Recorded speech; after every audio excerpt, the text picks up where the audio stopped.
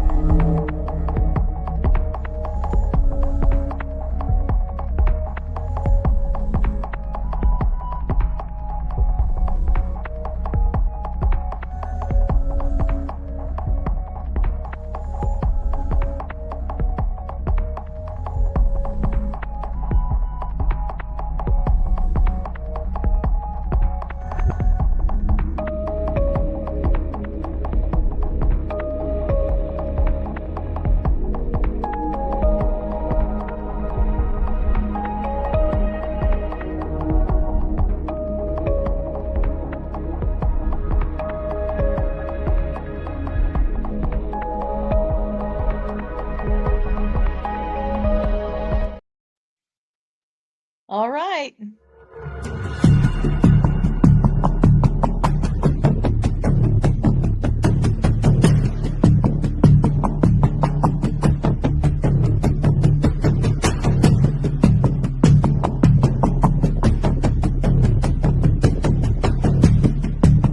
Going down.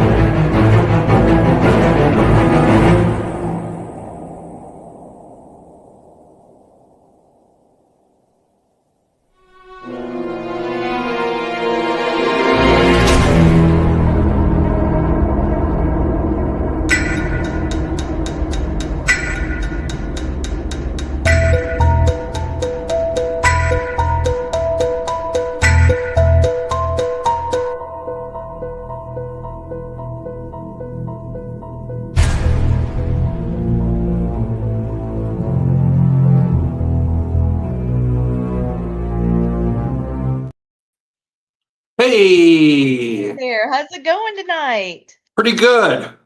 You know, So we're going, we're stopping, we're going, we're good. I So we're think we good got it tonight. now. And you see We're- who's here to see you. She was oh, hearing there's your my voice, but girl, yeah, she didn't see you. little And she Na. kept looking and looking. She heard Yeah. her Auntie Gwen, and she said, "Hey, Auntie Gwen." I think Gwen's frozen. Hey, Yeah. Uncle Tom. Oh, there she goes. Yep. So to start off, of course, you saw Salem Paracon's coming up. Yeah, you're good. You're good. So Salem Paracon's coming up. You guys will both be there. Very excited about that one. And, you saw the new commercial ad. So hopefully everybody gets online, gets their tickets. Again, later on that evening, it's only a one-day event, but later on the evening, we are doing a paranormal investigation at the old funeral home, which is now the Satanic Lodge there in Salem. So that should be pretty exciting. We're not going to be conjuring anything, so don't worry about that. So those tickets are still available. But just so you guys know, you see I got a different background. I am in a hotel in the middle of Pennsylvania on my bucket list tour. Got to see the Christmas Story house yesterday.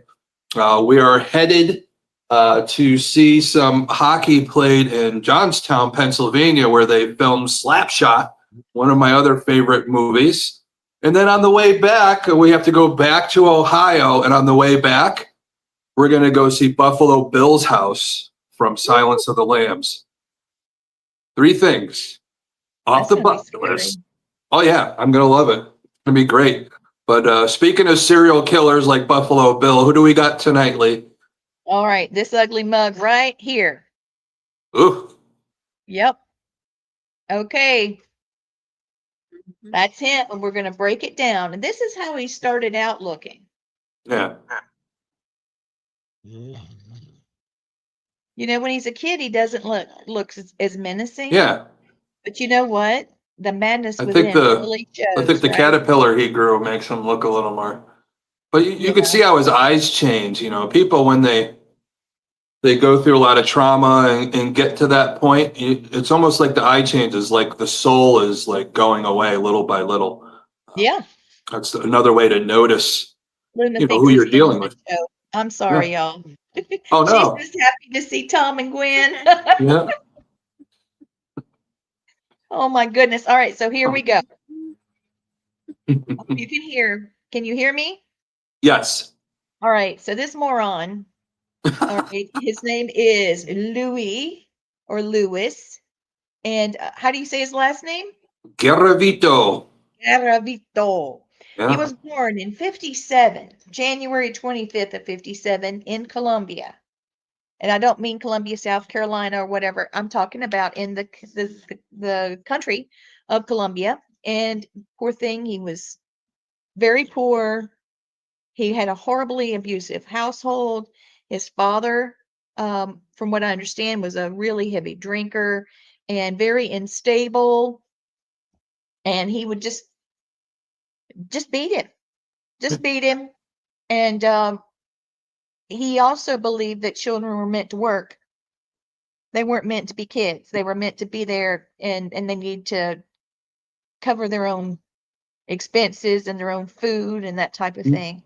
So he admitted to killing 138 boys, but the true number is somewhere between 200 and 300.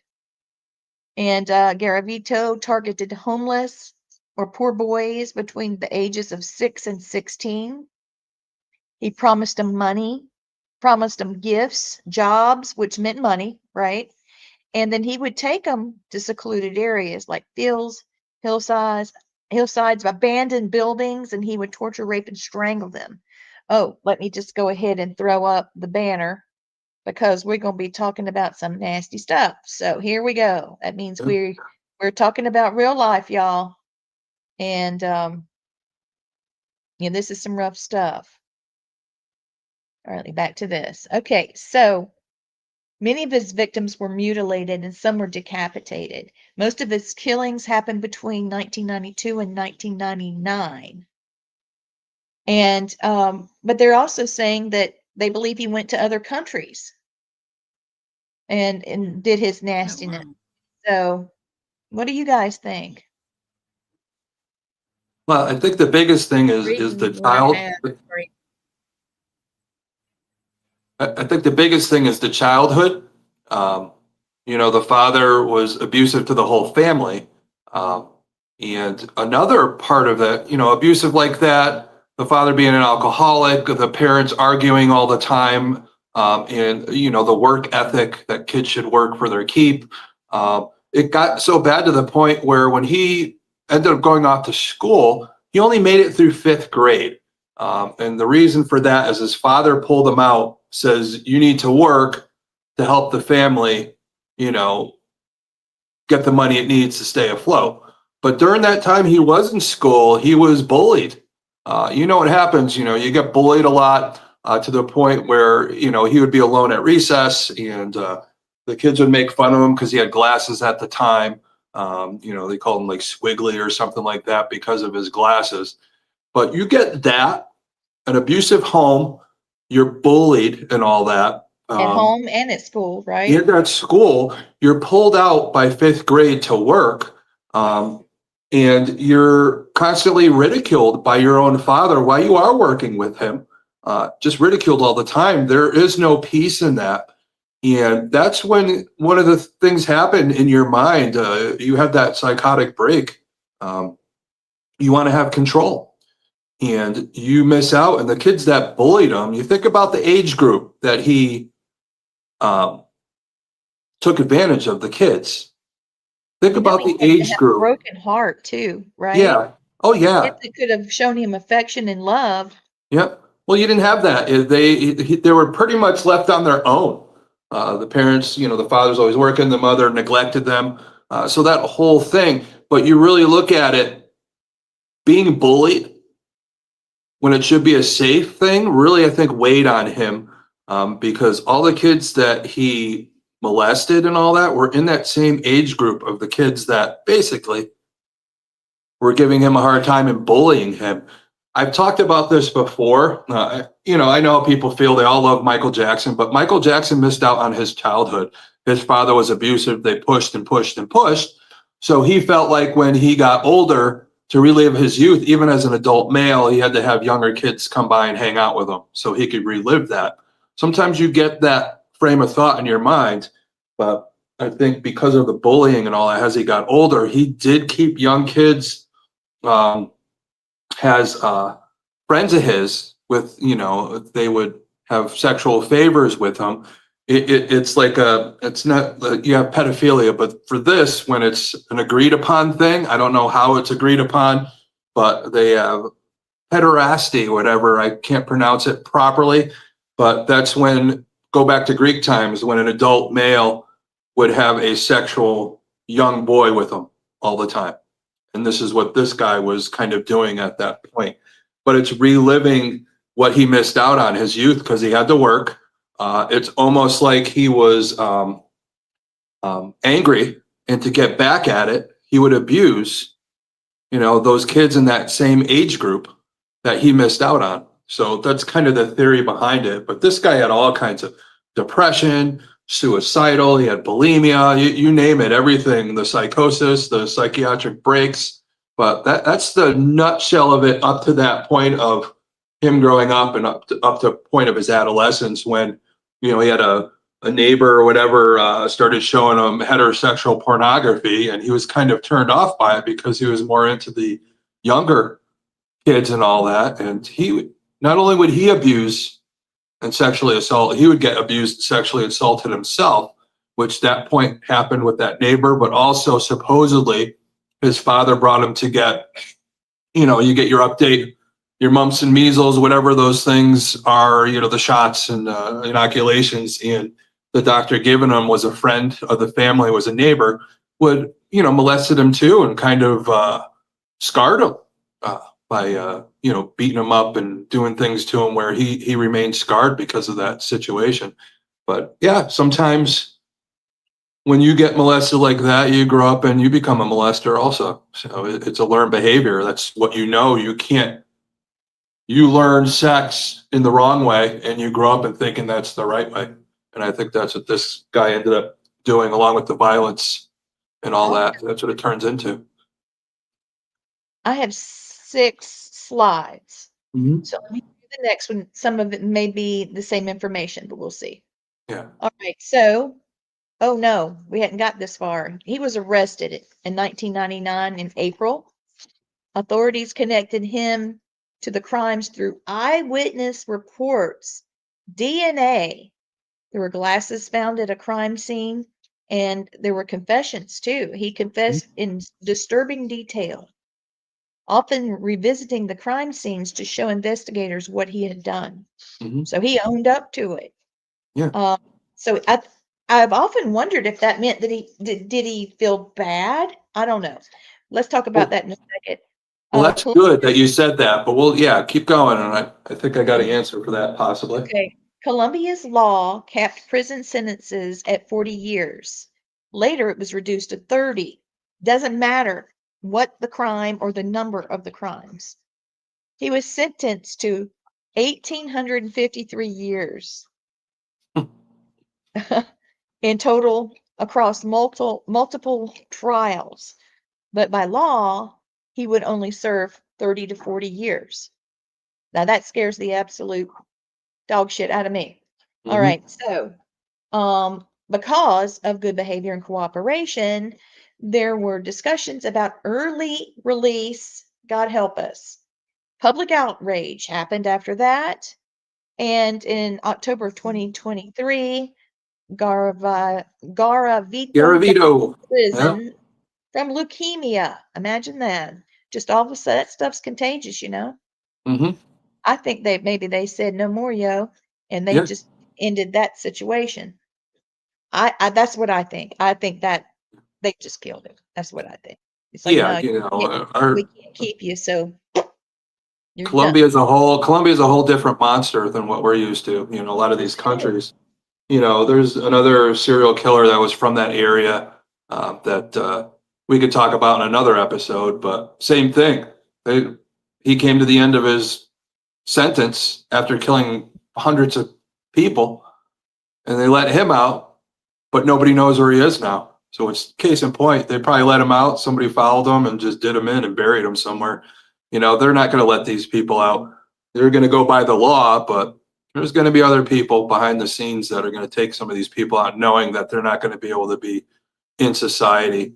How many people he killed, how many family members are saying, oh, he's getting out today. Okay, let's file and see where he goes, to get back at him. That's how that's going to go. But you were talking about earlier, Yeah. if he felt bad.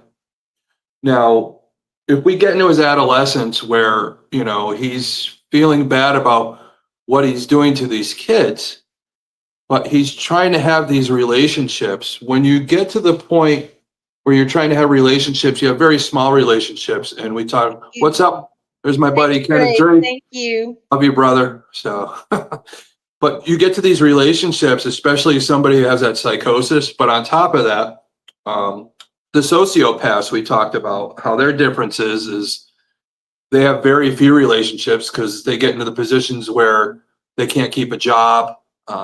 Very small relationships that usually end up not working out in a long period of time. But what this guy was doing is he was getting these relationships with these women and trying to help them out, promise them, like his dad would promise, you work, you'll get this and that, and really nothing really came of that. But he tried to maneuver and make these women feel bad where they would take him in. So some of these women had brought him to church. So he started going to church and praying, reading Psalms and things like that, and trying to pray after he would do something because he felt bad. We love you, Blaine. So Yep, boo buddy. Sorry. Yeah, exactly. But That's okay. I got the message he's watching, and that's a big deal because he's felt like doo-doo all day.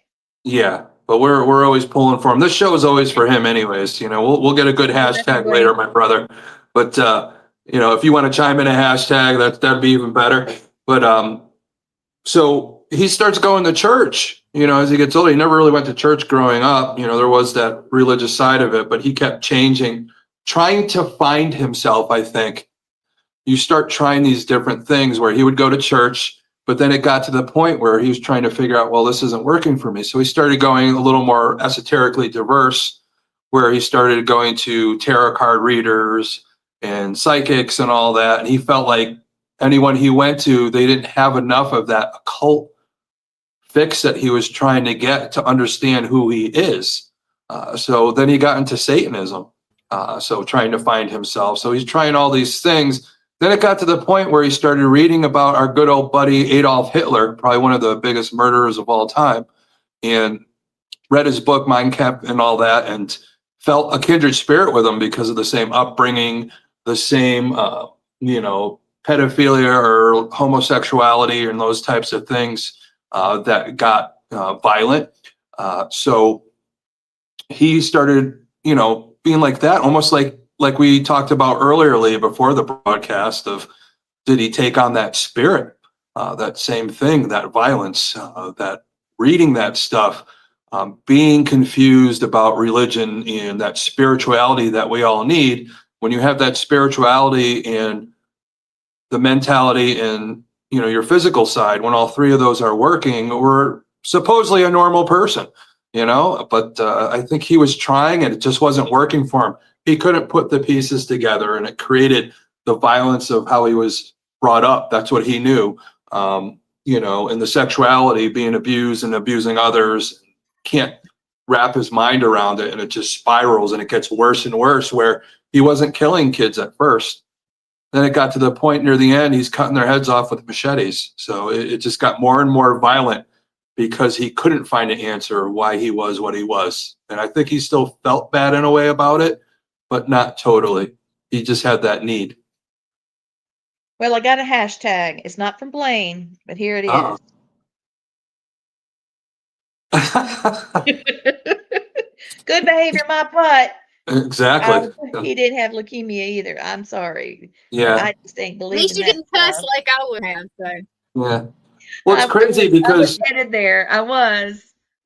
well, you think about it, can you really give somebody cancer? There's the possibility. There's still that theory because of Bob Marley speaking out politically, that all of a sudden he got some kind of pinch between his toes one time or something. He was somewhere, and then after that pinch to the toes that he felt during a visit, then all of a sudden he has cancer and dies. Is it a CIA type of thing or just a government type of thing to get rid of somebody?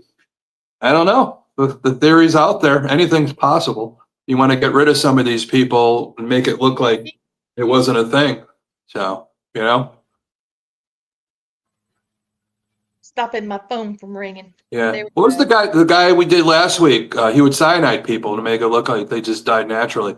There's ways of doing that and making it look like somebody died naturally. But yeah, I wouldn't put it by him. And you don't want somebody like that back out in the street. Yeah.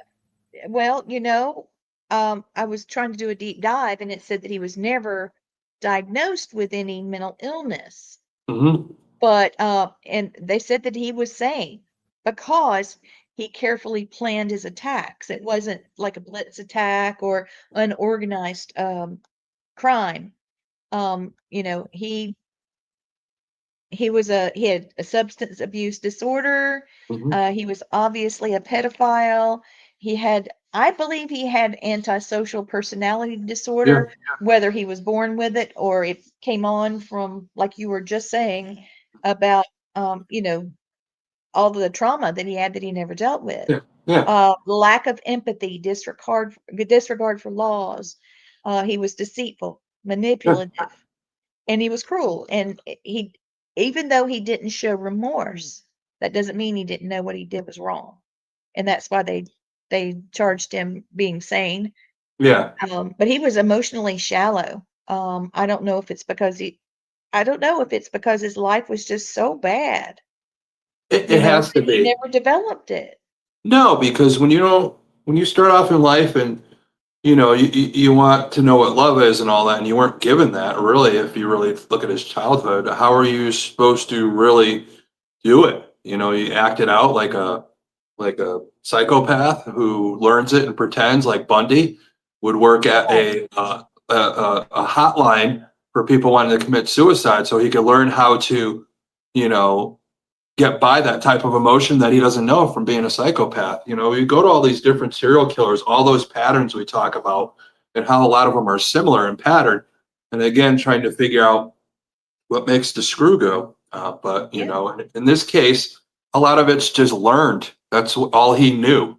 But it just got worse and worse because I think a lot of it is the guilt. Him going off to church, him being suicidal.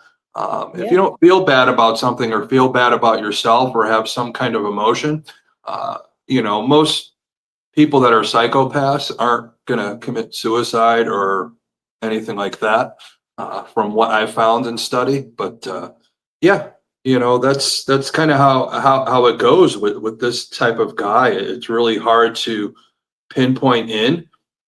He, it's just that depression. It's everything. This guy had so many different things and never really directly diagnosed.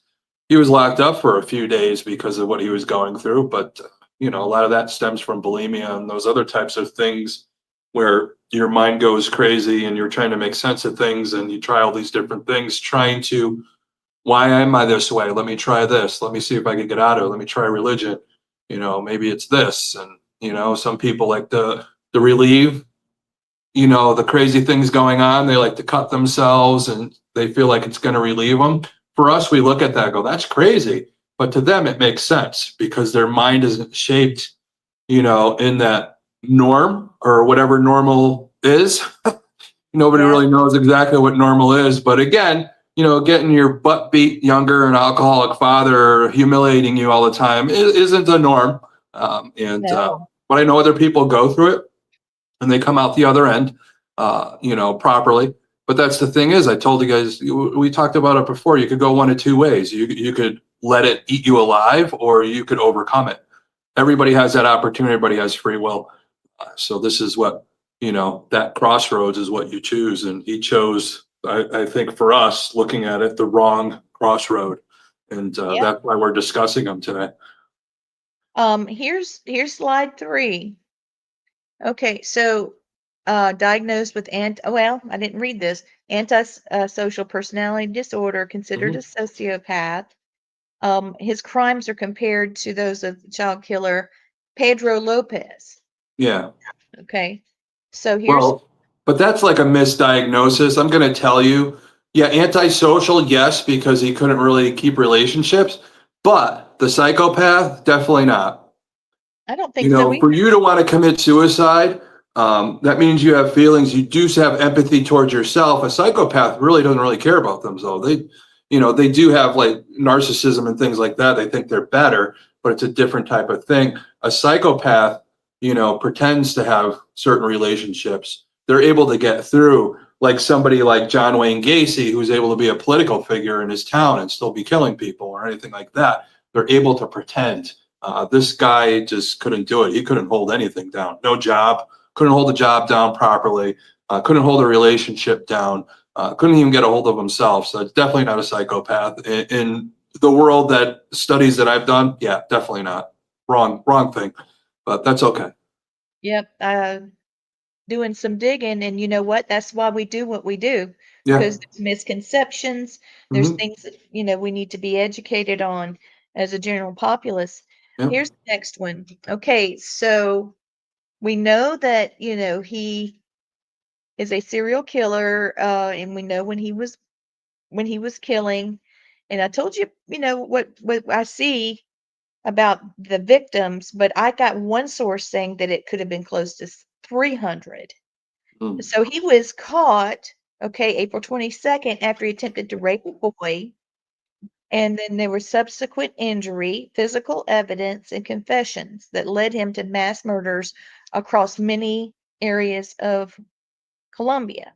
All right. So now we're going to go on through his sentencing. We talked a little bit about it, but long aggregated sentence, or a total of over 1,000 years, but because they had they capped off at such a small amount of time, he died in prison, right? So a lot of things that you've already said about practitioners and criminal psychologists are saying that he severe antisocial pathology, sexual sadism. See, again, with the psychopathy. And I'm with you. I don't agree with that. But anyway, and he has child abuse in his history and deprivation.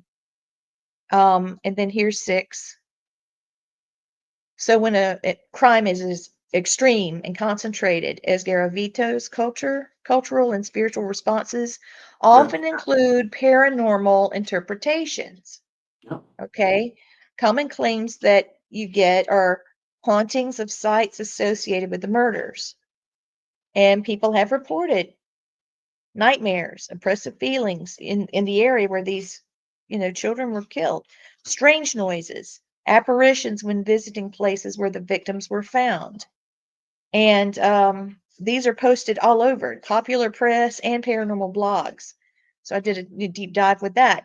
Psychic impressions and medium readings. A handful of mediums or self-prescribed psychics have often offered visual and energetic impressions of the killer and of the victims, describing reoccurring images like fields, the smell of earth, certain cries which align with known cases, and some were actually on television.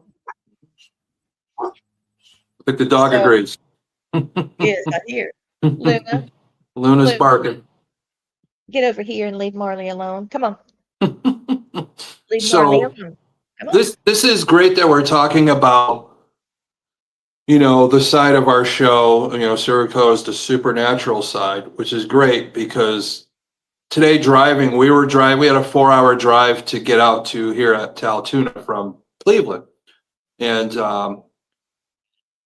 we were going to do a different show. We'll probably end up doing that maybe next week or something like that. But we know a friend of ours, her kids were sick, so we couldn't do that show tonight. So we had to, learn about Louis Garavito at the last minute, which is always good. It always challenges us, which I love. So I'm driving and I'm trying to do a little study on our boy here, the Beast. And I'm going and, all of us, a bunch of us being shaman. And I have my counterpart, Stacia, with me driving so I could study. And she says to me, "What is with this guy in sugarcane, like a sugarcane field or something like that?" And I'm like, "I don't know." So I started thumbing through. I didn't see anything. And she says, "Well, maybe it's just the area does a lot of sugarcane growing or something." So I looked up. Columbia is not really a big sugarcane place. So I decided to put in his name and sugarcane. And up pops up an incident with Louis Garavito. Was very drunk because he was an alcoholic, was drunk, passed out in a sugarcane field with a lit cigarette. It caught on fire and burned his face, showing now he has distinguishing marks, which they think led to his arrest ultimately because of that distinguishing mark and how these witnesses were able to describe him, because this guy would disguise himself a lot. But that's still that mark, and those disguises kept coming up. So that was a big thing for her to be able to not know anything about the case. And I just said his name and I'm reading, to myself, I'm not reading it to her. For her to be able to pick up that is pretty crazy, and have that be one of the ultimate things that led to his arrest is quite profound. And that was a hair-raising experience on the drive over here to Pennsylvania today on this case tonight. That's pretty crazy. Yeah. Oh, she's special. She is really, Yeah. really incredible. Yep. I also saw he typically looked for young boys that had lighter I think skin. it froze, but I know Lee was about to say the other thing is, Leah told me when we were driving, we were talking on the phone, and she said, I kind of saw him as a priest. And I'm like, I don't think he was a priest. So I did a little digging and all that. And one of his main disguises that people described him as is he was dressed as a priest to try and lure these kids away. So that's another one that, our little shaman group came up with on this guy. And that, it's another way that we're able to look at these cases. There you go, Wardruna right there. So hashtag Wardruna, we're all involved with that. This is what we do. Picking up on people like this to the point, helping out with cold cases, just helping people heal, and helping people like this Louis Garavito at maybe a younger age to help him go in a different direction. When we get those opportunities to be able to steer people in the right direction, whether it be with one of us as a spiritual life coach, just a reading to get back in touch with a loved one to make peace, or if somebody's having real issues, to pass them on to one of our psychologists or anybody that's part of our Rolodex in the Wardruna system. So it is important. Yes, thank you, Steve. And she's texting from the other side of the room. So I was wondering, besides, no, I mentioned this to you earlier, and to Stacia, she saw it when I said it, Mhm. and she confirmed what she felt as well when you haven't heard it. Yeah. So let's all think about this thing. I saw him, instead of having just a human spirit, I felt that he was, I think other people have picked up on him being a beast, the beast. I believe that he's got an animal spirit mixed in with his soul. And I thought that it looked a little bit like a uh, coyote, somewhere between a coyote and a beaver looking thing. And then Stacia put her finger right on it. She said Wolverine. Yep. And that was it. That Yeah. was it. And I don't know if they're in that area, but he's definitely lost his humanity. Yeah. Well, that's what it is. A lot of people, when they describe, when they see evil or what they perceive as evil or a demonic, they always see it as a type of animal. The antlers, true. or some kind of evil looking, Mothman type of thing that takes the shape of a, winged creature. It's always described kind of as an animal, because I think sometimes when you feel something so evil, your mind to interpret what you're feeling or might be seeing is going to go back to what you know, whether it be that Wolverine or anything like that. So some of the people that came across calling him the beast, his type of personality, and the only way they could describe him is probably something like a Wolverine or something dark like that. That's the connotation sometimes the demonic takes on when you really dive deep into demonology, and when you interview people that are going through that 1% of happenings, when it is 1%. Again, we talk about 99% of the time it's that familiar demon, which is our own traumas. But you do get that 1% where the perception is, yeah, it's animalistic looking. So, That makes sense. yeah. So this man getting out on good behavior. I say good behavior, my butt. That's it Yeah. right there. No, it's a Well, hard no. I would have put my Yeah. 3 letters, Huh. but anyway. Yeah, I agree with you. I was about to say the same thing. We're all thinking the same thing. I think the end of that hashtag should be a little harsher on this dude. So. I'm working Lou on was it. trying to be nice. Yeah, well, you're being nice, of course. So. I was peddling Blaine. Blaine, if you see me, I said the A S word, yes. Well, Blaine would have used the 3-letter word, maybe. I don't know. Yes, he would. Yes, he would have. Yeah, Blaine is not a big fan of that type of person. He's had his run-ins with that type of spirit of that type of bad behavior, and he doesn't like it. And I know his tribe really goes at it with those types of spirits to punish them for what they did in life. And shit. Yeah. I'm feeling something. Can Stacia hear me? Yeah. All right. When I was just putting up there that there were people saying that they heard crying where the victims were, I can feel him crying. Not just the kids. He's actually gone back to like a childlike state spiritually. Yeah. He doesn't want to cross anywhere because he knows enough about religion to know he is not going anywhere happy. And I hear him crying. Yeah. Well, that goes back. Sorry, I'm eating a cracker. We're starving. We didn't really stop to eat or anything. But do what you gotta do. Yeah, we got to. We got to put the show on. The show always got to go on. So, but Stacia did say something after we were talking about the sugar cane and all that. It seems like a lot even with both of us when we start talking about somebody, and it happened on the show too. I remember we started getting some of the victims from the Oklahoma City bombing, and a lot of people were chiming in how they were feeling the energy of that. But when you start talking about somebody that wants attention, even in the spirit world, it's almost like a phone call goes out and they decide, hey, you're talking about me. I'm going to come and visit. So we're in the car and all she could feel was Lewis came to her and is like, well, look at it. This happened to me. You know, like the woe is me, the feel bad for me. This is what I went through. This is why it happened. So she was getting that from him. Yeah, you're right. That childhood state going back to when it all started.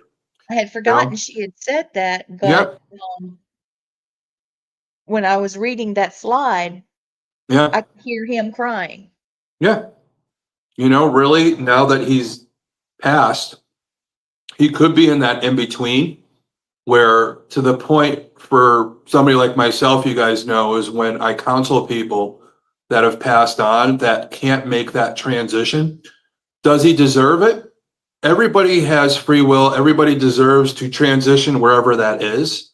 Everybody deserves to, amend for what they did, but they have to make that decision on their own. Will anything I say help them pass? I don't know. You never know. It really is up to that spirit to make that decision. But we are talking about him right now, and just, to let him know, if you're truly sorry for what you did, you can make that transition. Yeah, you have to be judged for it, but you have to let go and let that happen. So that's kind of the way I look at it. But yeah, Stacia picking up on that. Again, anytime you really talk about a certain spirit enough and give them that attention, there is that theory that they could come to you. You give them enough of that, and that energy will occur. But the crazy thing right now, just so you guys know, the hotel we're in, it's haunted. So we've had some spirits running around the room trying to get our attention. Yeah, they're all over my head because they know what I do. I think a lot of times, just so people know you're out there, some of these hotels, this is a nice hotel. It's not too bad. Oh, yeah. But a lot of times, this being a nice hotel, if you're at the end of your days and you want to be around anymore, of course, you're going to go to a nice hotel and do what you got to do, to take care of what you consider your pain. But I am feeling some people that have took their own life in this hotel. And I think they knew when her and I walked in, we're going to go to their room and see what they have to say. So anybody watching right now, you'll probably see stuff going all around me, what Stacia's seeing right now. But yeah, it's an attraction to the light. Remember, if you are a people out there, psychic medium, anybody that does the energy work, picks up on that stuff, these people sometimes are in the darkness. You're that beacon of light. You attract, just like the moth to the flame. It's desperate. It gets to the flame it needs to see. It needs to come out of the darkness. And, it's our duty, I think, when you have that ability to help these people, no matter what they did, how bad they did it. It's not up for us to judge. It's up for them to make the decision of their free will to face what they need to face and have somebody let them know it's okay to do that. Well, he was a victim too. Yeah, exactly. And this little guy right here, Mm-hmm. But look at it. Look at his eyes in the first picture, right? He's still young in that, but as you can see it progress to the next picture, look at the difference in his eyes. He's broken. Yeah. Just in that matter of, it looks like a short period of time of maybe that looks like maybe an 8 to 10 year difference, maybe. Yeah. If I'm not mistaken by looking at it. And the adult picture is even worse in the eyes than that other one. So, yeah. Yeah. Yeah, you can't hide the broken soul. It's all in your eyes. Oh, yeah. You don't even have to do what we do to be able to see that. No. And that's the thing is you look at, there's that brokenness, but there's also the evil that's part of it too. Again, it's that direction we want to go. Are you broken because of what you went through, but trying to overcome? You still have that broken look in your eyes, but then also there's the broken that lets the evil take over, that supernatural side of things. I still think it's that familiar demon, that ancestral trauma, because I bet you his father and mother were treated the same way. growing yeah. up, and they just keep passing it on. And it takes somebody to break that chain. And again, I know we're talking about serial killers, but again, that's what we do as Leitreanna, to help people break that chain or recognize it. All right, something else. How many times did he wish somebody had killed him to end his suffering, or Oh, that he had died? I think some nights he probably wished he had died. yeah, yeah, And so somehow it got twisted in his head and he thought, well, here, let me just do it. yeah. Well, that's the whole thing is his anger towards how he was brought up. There was a few times he planned out in his head how he was going to do a mass killing of his whole family, his siblings, his father, his mother, or whatever, how he was going to do it. Yeah, he was haunted. He was haunted because of that. So you could really go through so much trauma and haunt yourself. Really, you could haunt yourself in your mind and your soul, or you could manifest that haunting where the things that you see. And I could just imagine what this guy saw I when he can't went to imagine. sleep. What did he see at night after killing these kids? There was a thing I think I read that some of these kids came to him and haunted him and all that. But then he'd wake up, he'd laugh about it. There was just such that fear while he was sleeping, but then wake up and think to himself and laugh. And the fact that we talk about other serial killers liking to go back to their murder sites and all that, and the police taking them back to that, and knowing that he laughed about a few of these things. But yeah, this guy was one of those onions with a lot of layers to peel back from what he went through. So good or bad.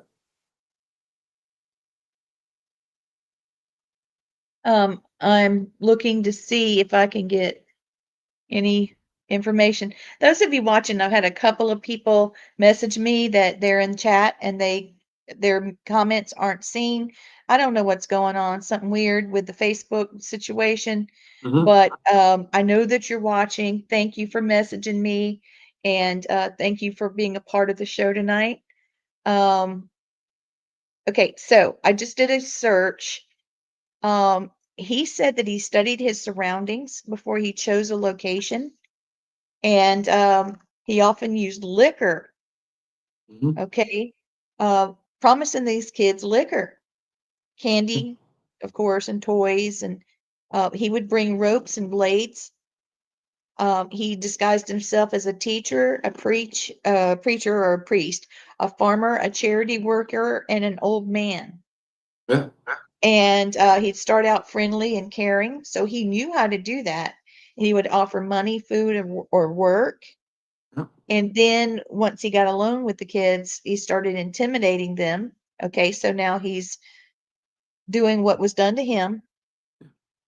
He forced them to drink alcohol so that he could dominate them easier. He bound the kids, took off their clothes, and then he started sadistic torture, cutting, stabbing, sexual mutilation Yeah. before killing them. Yeah. It had a ritualistic element to it, where he bound hands, slit throats, bodies were lined up in similar positions. So it was like a dark compulsion. Yeah. Okay, It- and it- he even said that he went into a frenzy, a trance-like state, and he was in a frenzy. And he described his feeling during that time overwhelmed by hatred, lust, and rage, particularly towards the children who reminded him of his own abuse. yeah. Just like you Or said. yeah, his bullying. Yeah. The kids This that bullied him, that age group. yeah, So this particular site also said that he chose children that had lighter colored skin and light colored eyes. interesting. But then after he killed them, he felt exhausted, guilty, and he was terrified of being caught, but he was compelled to have to repeat it again. Yeah. So But he you were escalated to the saying, point where you he said was that ready. when you were reading that, you Yeah, said he would plan out his areas and scope them just like you out. said. Yeah, there was the other thing that he would do when he planned out some of these areas. He would plant kill kits with the Yeah, blades in a plastic bag, and he'd hide them in those areas.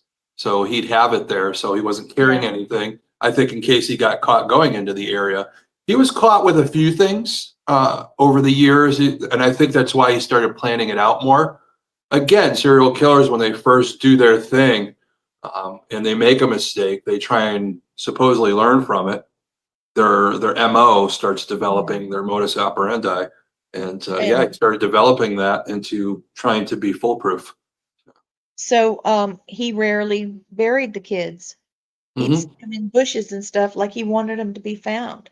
Yeah, It was Yep. like, help me, I can't stop myself. yeah. I don't know, It- maybe that's right, or I don't know.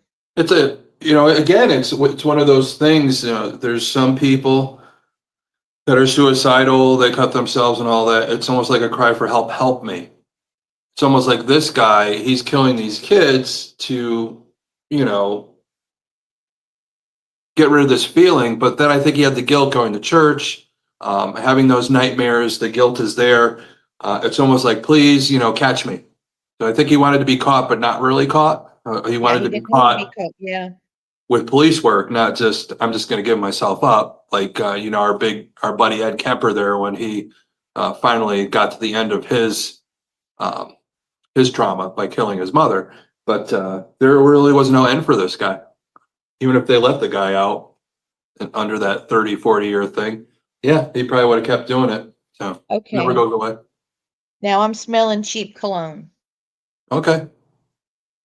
What's it smell like? What are you thinking? Is it strong or is it Yeah. It has a okay? strong smell of like somewhere between Windex and alcohol. Okay. Yeah. It's nasty, but I mean, it's to smell clean and it's more of a shaving, Yeah. whatever aftershave. Okay. Mm-hmm. And then I smell dead flowers back and forth. Interesting. Interesting. I don't know what that might mean. I don't know. I don't know, but it's happening. And Stacia said he had connected with her, and I'm feeling it now. So I'm just going to back up. Yeah, He's, we're he's asking talking. for help, is what and I'm not interested. This ain't the night for that. No, it's definitely me. I'm at this point. We've been traveling around, and Yeah, I got the bubble around me right now because I am kind of low on energy right now. But you have I to am create that too. bubble. We've been burning incense. We do some candle work today, just trying to ground ourselves because yeah, it's been that kind of a lot of stuff going on, and we want to keep ourselves protected and our loved ones around us protected. Yeah, I'm going to light a white candle after Mhm. this. Well, do Yeah. you have any last thoughts? Well, I really look at it this way. I think this was reading about this guy. I've heard of him, but digging in a little deeper, it really goes into the study and all that. And anybody watching tonight, really maybe go back and watch the show again. Maybe if you missed any parts, there is a lot to it, or just read more about the guy. Yes, please. It says a lot about Yes. how kids are raised in other countries, and but this happens in our own country too. Yes. In one form or another. Nobody's different anywhere. Just because it's a different culture, there's still that abuse. We all, look at it the same way. We're all equal that way, no matter what country we're from, and we really have to look at that and how we deal with the kids in our neighborhood. Us as adults, what we Yeah. see, what we see as a teacher. Again, I say this all the time. I'll say it till I'm blue in the face until somebody listens and gives somebody that help. When you see somebody getting abused or something going on that isn't right, you got to step in and help people. There's nothing wrong with that. Don't be afraid to step in because you could be saving a lot more people. Look at this guy. There could be 200 to 300 other people still alive today if it wasn't for this way this guy was abused from that ancestral trauma, which I know it was, to him growing up getting the same thing. And sometimes ancestral trauma gets worse and worse, just like this guy got worse and worse as he couldn't overcome what he was going through as he went through life. It just got worse and worse. Went from molesting kids now to killing them too. So it just got worse and worse.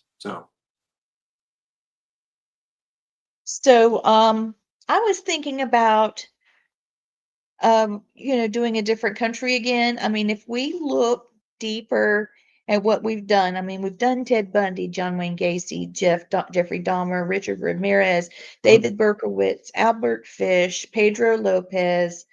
I'm pretty sure we did Pedro because he killed like 300 people, 300 girls. Did we do Pedro? I don't think. No, we didn't. He's the other guy we were talking about. He was from Colombia, Ecuador, Peru. Yeah. He traveled around. Same countries that this guy was killing in. So they're yeah.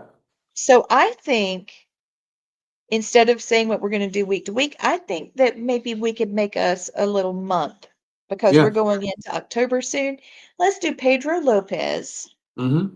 And I want to do Peter Curtin. Curtin. I can't say it right. Not like a curtain, like a drapery, but Kurten. He was the vampire of Dusseldorf. Yeah. He was obsessed with it's a good one. There's other ones. There's quite a few from like Russia. There was I think it was the chessboard killer. So there was, there's so many out there. That's our world's sick. There's so many of these people. You really look at it. I have a book of the serial killer encyclopedia. It's anybody that's ever been killed to 3 or more. It's all in this book, and it's probably like that thick. So, it goes back. But that just goes to show you that, again, we talked about it. I'll say it again. I always say it. It's such an interesting thing that I've heard a while ago. In your lifetime, directly or indirectly, you'll come into contact with 33 serial killers. So, and that's quite a high odds. And we have to be aware of what's going on. And I'm really glad that people tune into our show. Hopefully they learn something. And again, I know you guys, when we first started doing this, we're possibly avoided one down in Savannah. But it's a big thing, knowing what to look out for to keep yourself safe, to properly look at things and be aware, but not to the point where you're not enjoying life. I don't want anybody to think I got to constantly be aware. You just need to be aware enough to really see something quickly and know that, hey, this isn't right. Use your gut. So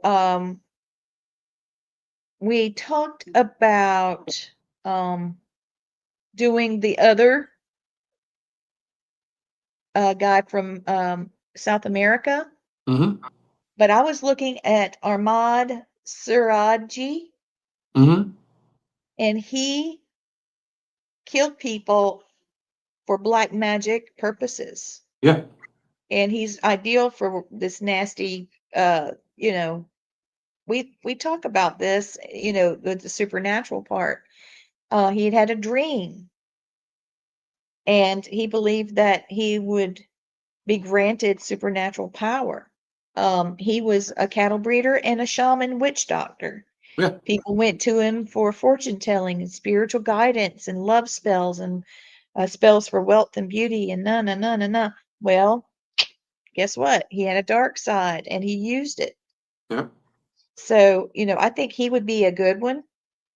After the other one that we talked about. It goes to show you, as a shaman, relieving yourself of that ego and what you go through, the process and all that. Yeah, it could take a turn if you don't ground yourself properly and look at it for what it is to help people. Yeah, that power could take you in a totally different direction. So that sounds like it'd be an interesting case to look at. So Pedro Lopez, the monster of the Andes, 300 plus kills under his belt. And then we have this man that we were just talking about. Let's see if I can say his name again. Surandi. Yeah. Ahmad, AHMAD. Ahmad, Suradji. Ahmad Suradi. Let's just call him the shamanic demon. How about that? So I like it. Yeah. And he was from Indonesia. Yeah. Okay. He was from Indonesia. Wow. And then the stuff he did. There's more than right at 50 people that lost their lives messing around with this guy. So we got 2 good ones coming up. Y'all tell your friends because we're going to break this down moving forward, right? Well, exactly. Another good one might be at the end of October when we come into Halloween. I'd really think it would be cool if we did an episode. I know he's putting Ed Gein there. That's where I'm getting to. I'd love to do an episode about all the movie serial killers Oh yeah. and who they used as the actual serial killer to make that movie, what they were all Charlize about. There's Theron so did many it. different things like Ed Yeah. Gein for Psycho and all that. There's also for Silence of the Lambs, they said Ed Gein, but there's also the connotation with Ted Bundy too. Yep. So it'd be cool to talk about them, and all these serial killers we talked about. I was like, who does it remind you of? And it'd be cool to have everybody kind of chime in for our like Halloween, maybe our Oh, I Monday love that before idea. Halloween episode would be good, and maybe we could have one of our friends on, and that would be cool. So somebody that actually plays a serial killer in the movies would maybe we I could get would him to love come on that. with us. Yeah, so that would be cool. So I think that our friend James Stokes, yeah. I think Yeah. that he would come on and That's what I was referring to. So if we could get Yeah. James to come on, because James plays Jason Voorhees in I think it's a TV movie called Voorhees, or a series that he is the principal Jason Voorhees in that show. And it'd be interesting to get his take because he's been in other shows like Stranger Things. He's produced some horror stuff and all that. Be good to get his idea of, what the motivation is behind that and who he kind of stems from to motivate him to be the best Jason Voorhees on film. Yeah, because he has to embody it. It's not just the physical aspect of what he does, but there's emotional too. And I Yeah. wonder if any supernatural things have happened to him while he was doing this. Yeah. So what we're discussing right now is the beginning of October. The first week is going to be called our Dark October series. And what we're going to do is we're going to try to cover what we're going to do each week on as many podcasts as possible on our network so that each one of our podcasts will be able to give you little sizzlers about what's coming up next and next and next and where you can see them. Gwen's got a plan. I've got a plan. We're going to put this together and make it work. It's going to be wonderful. I love Darktober. Today's the first day of fall. It's definitely pumpkin spice season. Let's go ahead and let's close out. We've got the guys that we're going to be talking about next. Remember, if you see children like this going through abuse and trauma, don't let them get like this because you can be the light. You can make the difference. You can be the difference a child has in its life. Heck, an adult for that matter. Please be the Exactly. light. That's Yep. what we're asking for. And, we also have our hashtag for the night. Good behavior, my beep. Oh my gosh. All right. Well, we Okay. love you guys. I'm going to end it. Gwen, let's play the video for what's coming up in Salem Con. You want me to get it?